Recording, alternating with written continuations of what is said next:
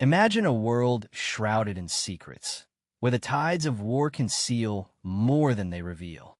During World War II, maintaining absolute secrecy was paramount. Routes, troop movements, and strategic installations were kept hidden from prying eyes at all costs. Caves, tunnels, concealed trains, and remote areas were frequently used to transport vital supplies, ensuring the enemy remained unaware. When the war ended in 1945, much of this clandestine infrastructure was simply abandoned, lost to time. Few ever returned to these forgotten places. As decades passed, remnants of this hidden world began to resurface. These weren't replicas or scattered fragments. They were genuine artifacts, remarkably preserved as they were left behind. Vehicles, maps, weaponry, documents, and entire structures emerged from obscurity, untouched and unnoticed for years. What secrets lay hidden, waiting to be unearthed after decades of concealment? One such secret was a forgotten Soviet hideout in Latvia. In the 1990s, with the collapse of the Soviet Union, numerous exploration teams began venturing into abandoned military zones across Eastern Europe. One of these sites was located in Latvia, a few kilometers from the town of Skrunda. What initially appeared to be a collection of unassuming anti-aircraft structures concealed something far more significant beneath the surface. Hidden beneath the earth were reinforced tunnels, sealed chambers, and rusting machinery that had not seen the light of day since the war. The discovery was a revelation, a glimpse into the secretive world of Soviet military operations during the Cold War. These forgotten complexes served as command centers, communication hubs, and storage facilities designed to withstand enemy attacks and maintain operations even in the face of overwhelming odds. The level of preservation was astonishing, with documents still legible, equipment largely intact, and the atmosphere eerily reminiscent of the war era. Each item and space told a story, offering researchers and historians invaluable insights into the strategies and technologies employed during this tumultuous period. The investigation of these sites not only revealed specific historical details, but also provided a broader understanding of the scale and intensity of the Cold War's clandestine activities. It was a time of intense global tension, where nations engaged in espionage, covert operations, and the development of advanced military technologies to gain a strategic advantage. Places like the Latvian hideout served as critical nodes in this network of secrecy and power. Following the initial geographical location, explorers were met with the challenge of unearthing its entrance. Hidden beneath a layer of rocks and decaying debris accumulated since the end of the Second World War, the entrance was barely perceptible, marked only by a slight incline in the earth. After removing the accumulated topsoil and rubble, a steel door emerged, its surface bearing traces of faded red paint, a vestige of its original Cold War-era coating. The door was jammed shut, resisting initial attempts to open it. However, after repeated efforts and strategic maneuvering, the heavy steel door finally creaked open, revealing the darkness within. The air inside was thick and stagnant, heavy with the musty odor of damp stone and decades of accumulated dust. The beam of a flashlight cut through the darkness, revealing a corridor extending downwards for approximately 10 meters. The underground complex consisted of at least 4 large rooms interconnected by passageways. Scattered across the floor were sections of frayed cables, broken pipes, and a pervasive layer of mold that coated nearly every surface. Despite the disrepair, some objects remained remarkably well preserved. In one room, they discovered a collection of toolboxes, spare electrical components, maps marked with Cyrillic script, and technical manuals. Most notable was a room with walls covered in metal panels, still adorned with vintage telephones and rotary control panels. It was a communication center, equipped with microphones, speakers, and headsets characteristic of the era. All were connected to a central control console. Dust lay thick, but many components still bore their original labels. Among the scattered papers on the floor were notebooks, duty rosters, and coded messages. They also discovered a collection of vacuum tubes, likely for maintaining the equipment, and detailed schematics showing the bunker's electrical layout. The schematics, although faded, offered insights into the complex's power distribution and backup systems. The discovery painted a vivid picture of hurried abandonment, with personal belongings left behind alongside sensitive operational documents.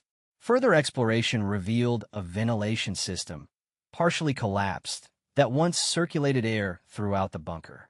Remnants of a filtration system suggested an attempt to protect occupants from external contaminants. In one corner, a stack of unopened ration packs provided a stark reminder of the bunker's intended purpose: long-term self-sufficiency in the face of potential catastrophe.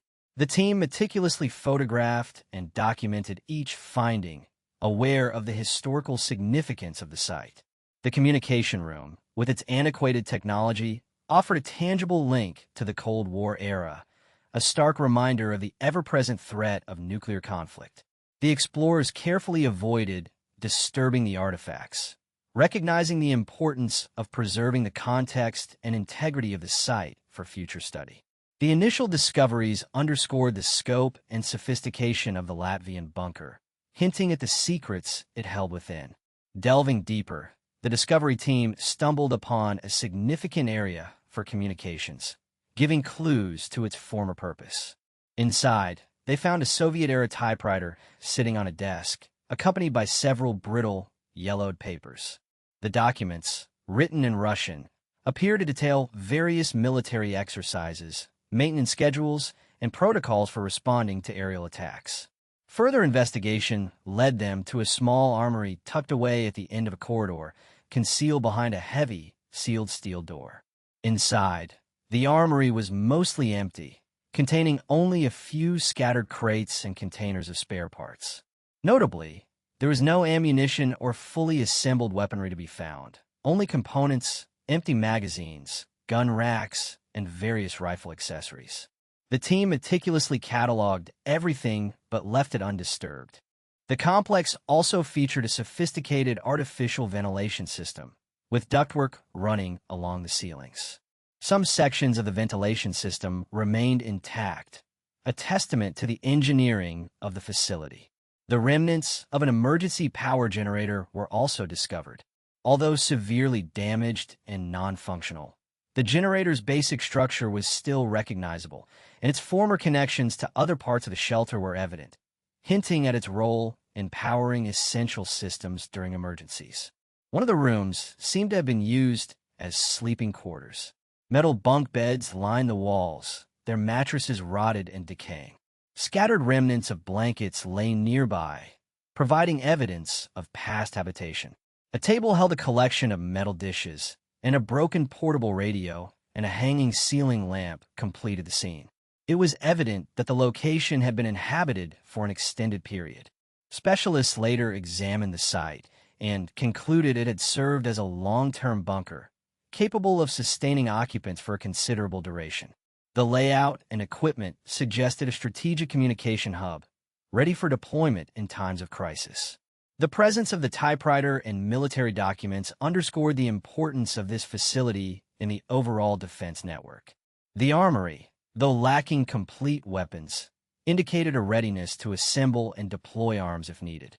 The living quarters, ventilation system, and emergency generator all pointed to a self-sufficient environment designed to withstand prolonged periods of isolation. The bunker's occupants would have been able to communicate, defend themselves, and sustain their existence for an extended time frame, fulfilling a critical role in the event of a larger conflict. The discovery offered a glimpse into the mindset and preparations of the past, showcasing the lengths to which nations went to prepare for potential threats. The sheer scale of the facility and the level of detail in its design underscored the significance placed on maintaining communication and preparedness.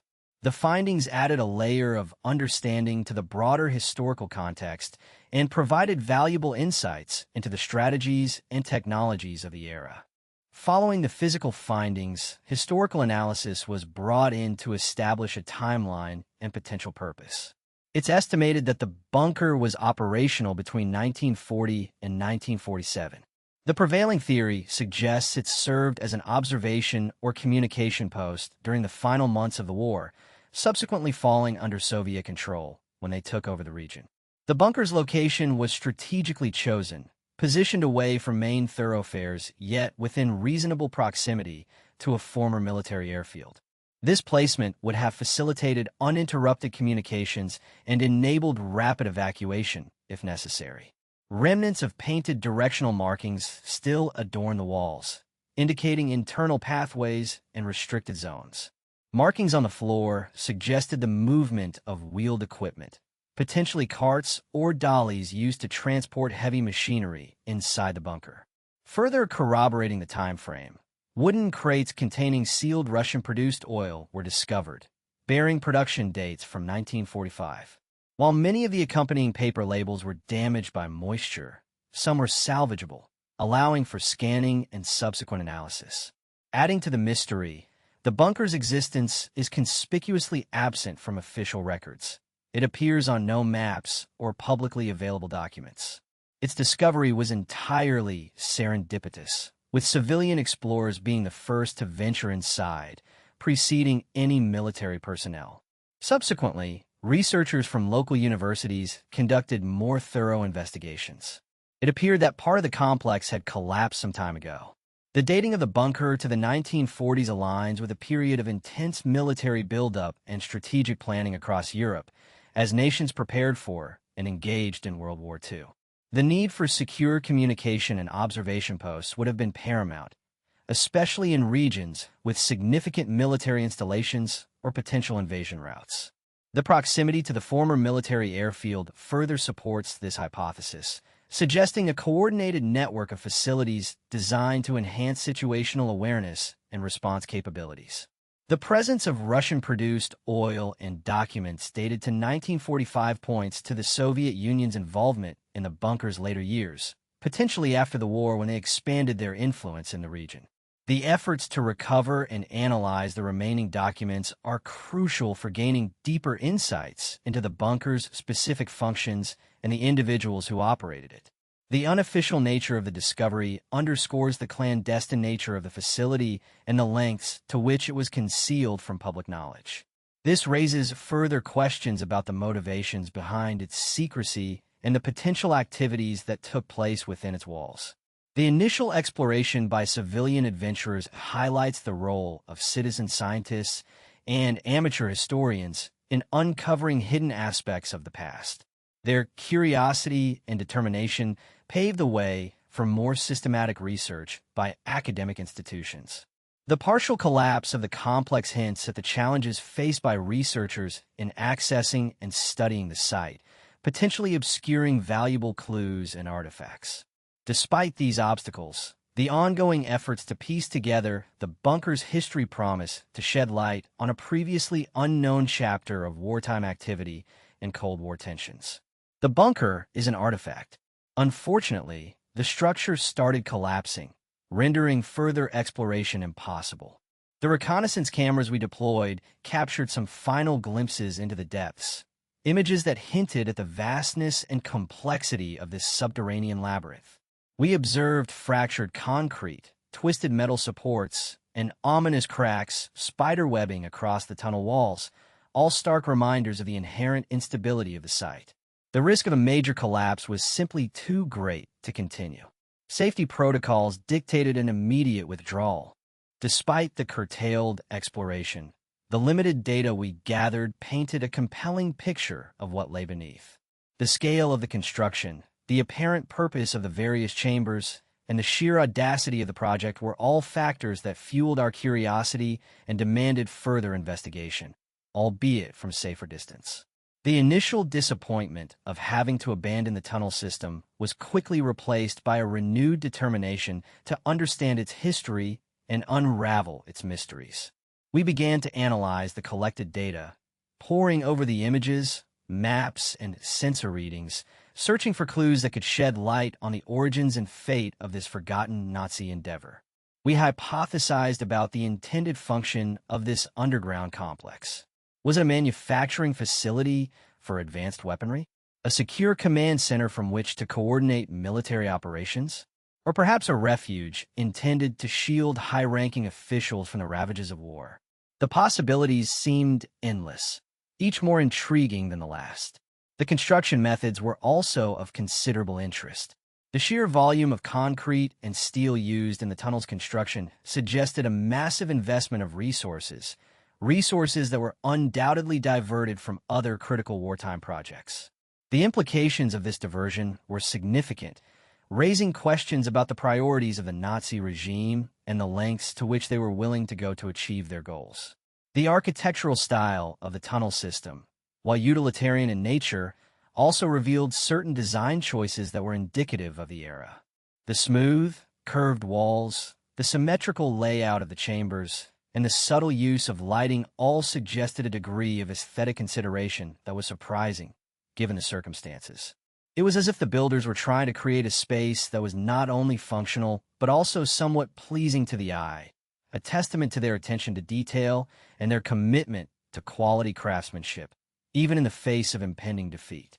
Our team began researching historical records, sifting through wartime documents, and interviewing surviving witnesses in an attempt to piece together the puzzle of the abandoned Nazi tunnel system.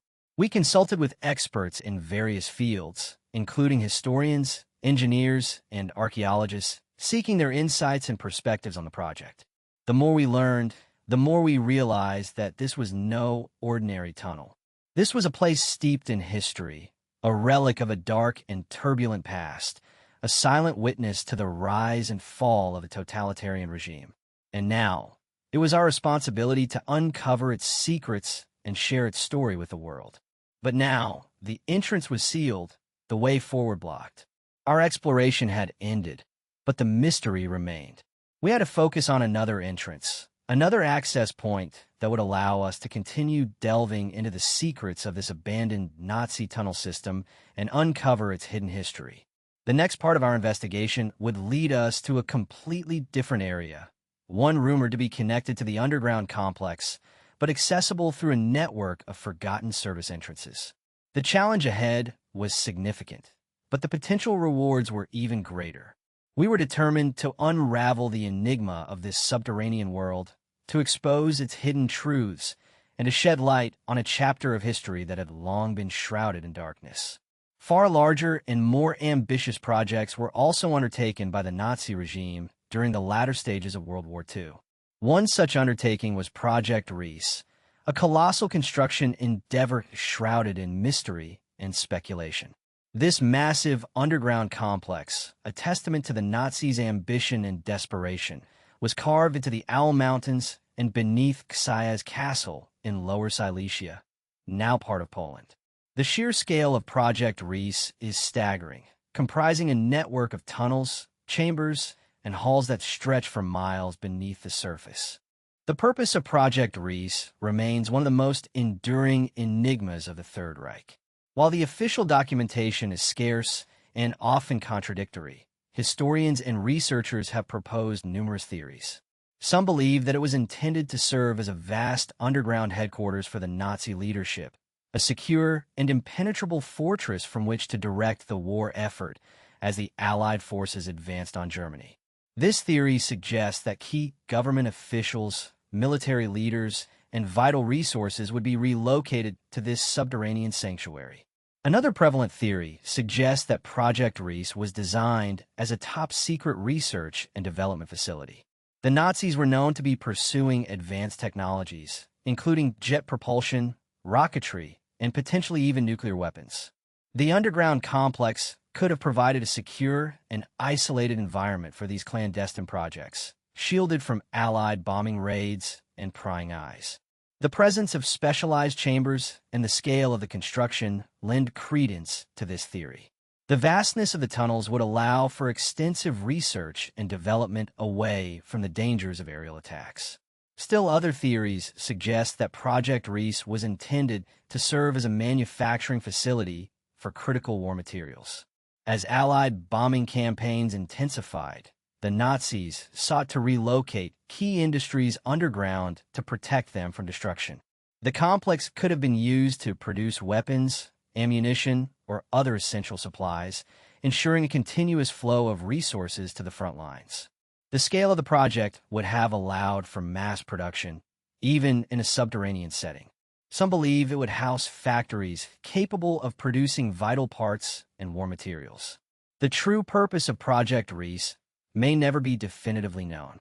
The project was never completed, and the remaining documentation is incomplete and unreliable. However, the scale of the undertaking and the resources poured into it suggest that it was of paramount importance to the Nazi regime. Whatever its intended purpose, Project Riese stands as a chilling reminder of the Nazis' ambition, their desperation, and the lengths to which they were willing to go to achieve their goals.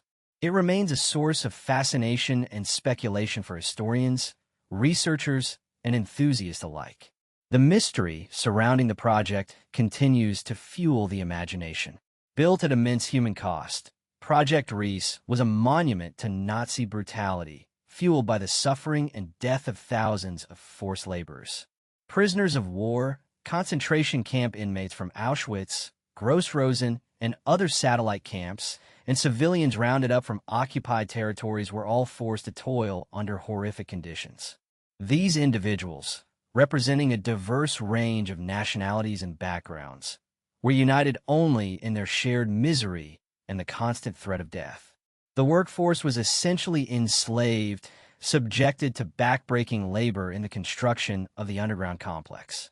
They endured long hours, often working around the clock in shifts with little rest.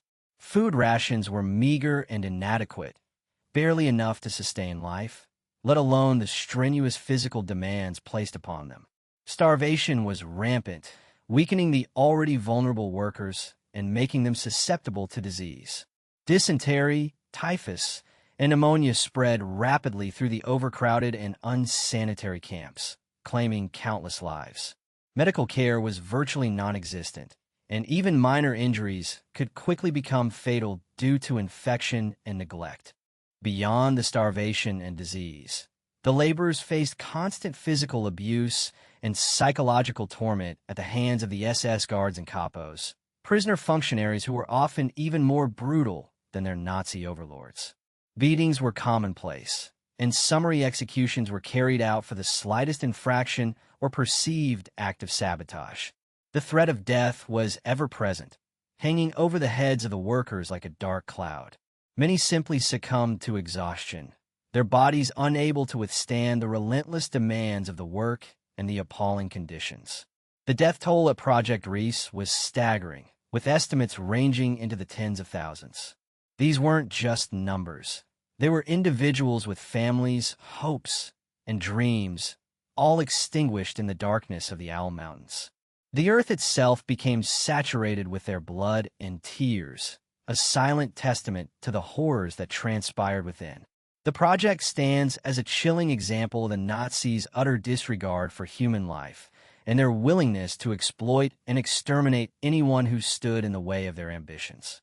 The true intent of Project Riese remains debated. Numerous theories attempt to explain the massive underground construction, each presenting compelling, yet often circumstantial, evidence.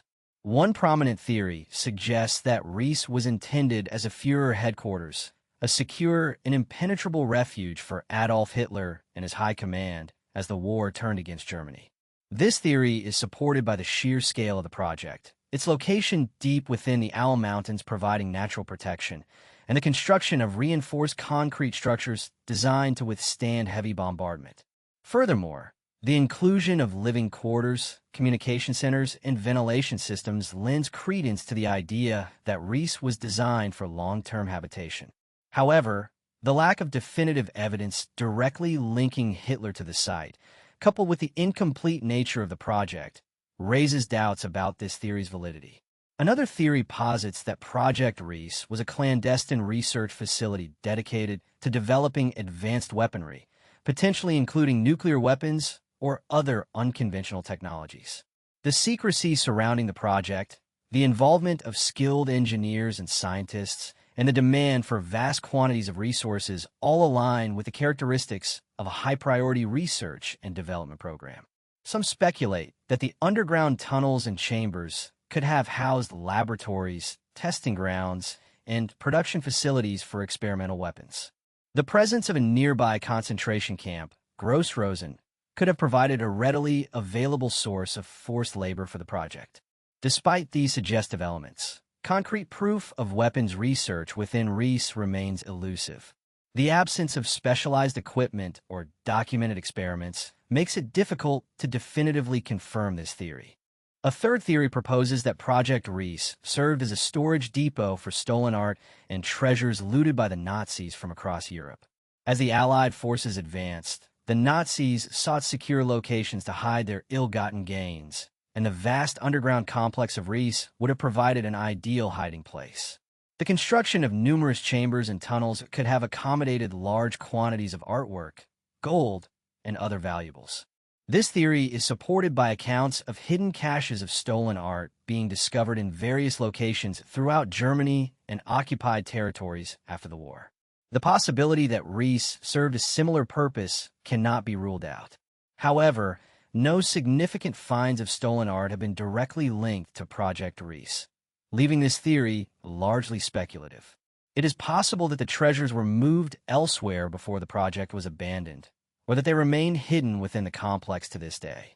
The truth behind Project Riese's purpose may be a combination of these theories, or perhaps an entirely different explanation altogether. Adding to the intrigue are the legends of lost treasure surrounding Project Riese. One of the most captivating mysteries is the fate of the Amber Room, a stunning chamber of amber panels, gold leaf, and precious stones, originally housed in the Catherine Palace near St. Petersburg, Russia. During World War II, the Amber Room was looted by the Nazis and disappeared in 1941. Its whereabouts have remained unknown ever since, sparking numerous theories and treasure hunts. Given Project Riese's scale, secrecy, and the Nazis' penchant for hiding valuable artifacts, it has become a focal point in the search for the Amber Room. Some believe that the complex's vast network of tunnels and underground chambers provided the perfect hiding place for the priceless treasure. The Nazis, desperate to protect their ill-gotten gains as the war turned against them, may have chosen to conceal the Amber Room within the depths of Riese, hoping to recover it later. The theory is fueled by several factors. Firstly, the sheer scale of Project Riese suggests it was designed for more than just industrial purposes. Its potential as a secure storage facility cannot be ignored. Secondly, the region surrounding the Owl Mountains was under heavy Nazi control, making it a suitable location for concealing high-value items. Finally, eyewitness accounts and rumors circulating after the war hinted at the presence of large crates and guarded transports entering the Riese complex, further fueling speculation that the Amber Room was among the items hidden there. Over the years, numerous expeditions and searches have been conducted within the Project Riese complex, driven by the hope of uncovering the Amber Room. While no definitive proof has emerged to confirm its presence, the persistent rumors and the compelling circumstances continue to draw treasure hunters and historians alike. The challenging conditions within the complex, including flooded tunnels and unstable structures, have made the search a difficult and dangerous undertaking. Yet, the allure of finding one of the world's greatest lost treasures keeps the quest alive. The possibility of the Amber Room being hidden within Project Riese remains a tantalizing prospect, adding another layer of mystery to the already enigmatic complex. Whether it lies buried beneath tons of rock and concrete or remains lost to time elsewhere, the legend of the Amber Room continues to captivate the imagination and inspire ongoing efforts to unravel its fate. The search continues, fueled by hope and the enduring mystery of Project Riese. Similar endeavors were undertaken elsewhere. In the Thuringia region of Germany, another massive underground construction project emerged, known as Jonastal. This complex, much like Project Riese, represented a significant undertaking by the Nazi regime, shrouded in secrecy and fueled by forced labor. The scale of Jonastal was immense, involving the excavation of numerous tunnels and chambers deep within the mountains.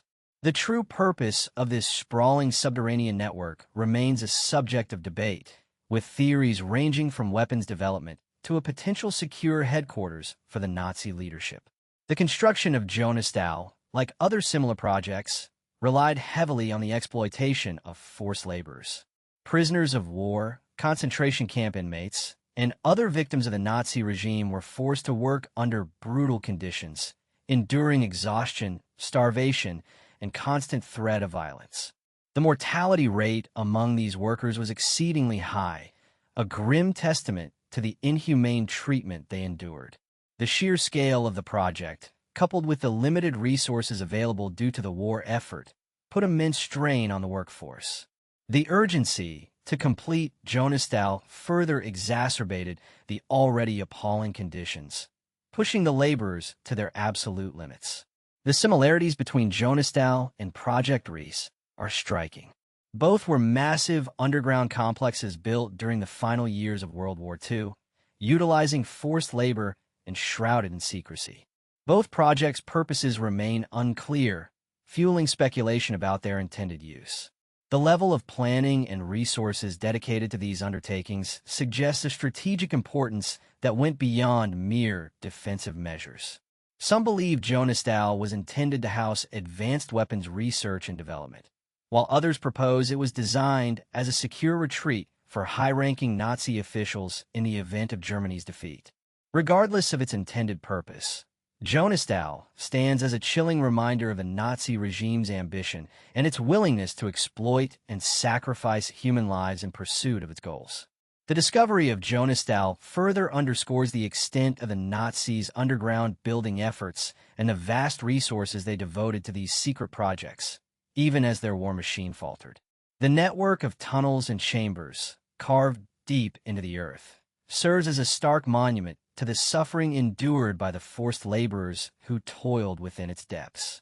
Evidence suggests a darker application. Theories posit that Jonastal was not merely a conventional construction project, but a critical component of Nazi Germany's nuclear research program. The immense scale and secrecy surrounding the site, coupled with the prioritization of resources even as the war turned against them, hint at a project of paramount importance. One prevailing theory suggests that Jonastal served as a facility for uranium enrichment. The complex network of tunnels and chambers could have housed centrifuges or other equipment necessary for separating uranium isotopes, a crucial step in producing fissile material for nuclear weapons. The Thuringian Forest region also possessed significant uranium deposits, making it a logical location for such a facility. Another possibility is that Jonastal was intended as a research and development center for an actual nuclear weapon. The site could have been used for conducting experiments with enriched uranium, developing triggering mechanisms, and testing the overall feasibility of a nuclear device. The presence of prominent scientists and engineers associated with the Nazi nuclear program further lends credence to this theory. While concrete proof remains elusive, circumstantial evidence continues to fuel speculation about Jonastal's nuclear connection. The discovery of unusual materials and equipment within the complex, coupled with eyewitness accounts of strange activities, suggests that something far beyond conventional construction was taking place. The intense focus on secrecy and the deliberate destruction of records after the war have further obscured the truth, leaving many questions unanswered. Jonastal may have been crucial to the Nazis' attempt to produce a nuclear weapon. The possibility of Jonastal's significance in the Nazis' nuclear program remains a fascinating and unsettling chapter in the history of the Second World War. The potential of nuclear experiments occurring within these tunnels creates a disturbing picture. The theory remains a topic of great interest. Tragedy was inextricably linked to the site. The Jonastal complex's construction was carried out through the forced labor of concentration camp prisoners, primarily from the Order of Concentration Camp, a subcamp of Buchenwald. Thousands of inmates were relentlessly exploited, enduring unspeakable horrors as they toiled to realize the Nazis' ambitious, yet ultimately unrealized, vision. The Order of Camp itself was a place of unimaginable suffering. Prisoners were subjected to brutal treatment, characterized by starvation, disease, and relentless physical abuse. The conditions were deliberately designed to dehumanize and eliminate those deemed undesirable by the Nazi regime. Overcrowding was rampant, sanitation was non-existent, and medical care was virtually absent, leading to widespread outbreaks of deadly diseases. The prisoners, many of whom were Jewish, Soviet prisoners of war, and political dissidents, were forced to work long hours under the most grueling conditions imaginable. They were tasked with digging tunnels, moving earth, and constructing the underground facilities that comprised the Jonastal complex. The work was physically demanding, dangerous, and often carried out with inadequate tools and equipment. Accidents were commonplace, and those who were injured or unable to work were often simply left to die. Adding to the horror, Ohrdruf was also the site of numerous mass executions. As the Allied forces advanced into Germany, the Nazis attempted to conceal evidence of their atrocities by murdering thousands of prisoners. These executions were carried out in a variety of ways, including shootings, hangings, and gassings. The bodies of the victims were often burned in mass graves or left to rot in the open. The stench of death permeated the camp, serving as a constant reminder of the horrors that were taking place. The Ohrdruf concentration camp stands as a stark reminder of the brutality and inhumanity of the Nazi regime. It is a place where thousands of innocent people were subjected to unimaginable suffering and death. The connection between Ohrdruf and the Jonastal complex highlights the extent to which the Nazis were willing to exploit and abuse human beings in their pursuit of power and domination. The legacy of Ohrdruf serves as a warning against the dangers of extremism, intolerance, and hatred. Amidst the ruins, evidence of technological advancement emerged. Scattered throughout the Jonastal complex were the remains of what appeared to be components of advanced weaponry and experimental technologies. Among the most striking discoveries were sections of V-2 rockets, the pioneering ballistic missiles that had terrorized London and other Allied cities during the latter stages of the war. These remnants, twisted and corroded by time, hinted at the scale of the Nazi ambitions to develop and deploy such devastating weapons. Further investigation revealed components that were tentatively identified as parts of jet engines, potentially belonging to advanced fighter aircraft or even more ambitious projects. The presence of these jet engine components suggested that the Nazis were actively pursuing cutting-edge aviation technology within the confines of Jonastal, possibly as part of a broader effort to gain a decisive advantage in the air war. The discoveries raised questions about the extent of their progress and the potential impact had these technologies been fully realized and deployed earlier in the conflict. Beyond the rocket and jet engine components, the complex yielded a variety of other intriguing finds. These included fragments of sophisticated electrical equipment, precision instruments, and specialized alloys, all indicative of a high level of technological sophistication. Some researchers speculated that these materials might have been related to the development of advanced guidance systems, radar technology, or even experimental energy weapons. The presence of these varied technologies underscored the multifaceted nature of the Nazi research and development efforts at Jonastal. The discovery of these abandoned technologies within Jonastal has significant implications for our understanding of the Nazi war effort. It suggests that the complex was not merely a site for forced labor and resource extraction, but also a hub for advanced research and development. The presence of V-2 rocket components, jet engine parts, and other sophisticated equipment indicates that the Nazis were actively pursuing technological innovations that could have potentially altered the course of the war. The remnants found at Jonastal paint a picture of a regime desperately seeking a technological edge in the face of mounting defeats. The scale of the research and development efforts undertaken within the complex suggests a willingness to invest significant resources into projects that held the promise of delivering decisive military advantages. These discoveries serve as a stark reminder of the dangers of unchecked ambition and the potential consequences of pursuing technological advancement without ethical considerations. The exploration continues, driven by an insatiable curiosity to penetrate the mysteries still shrouding Project Riese and the enigmatic Jonastal complex.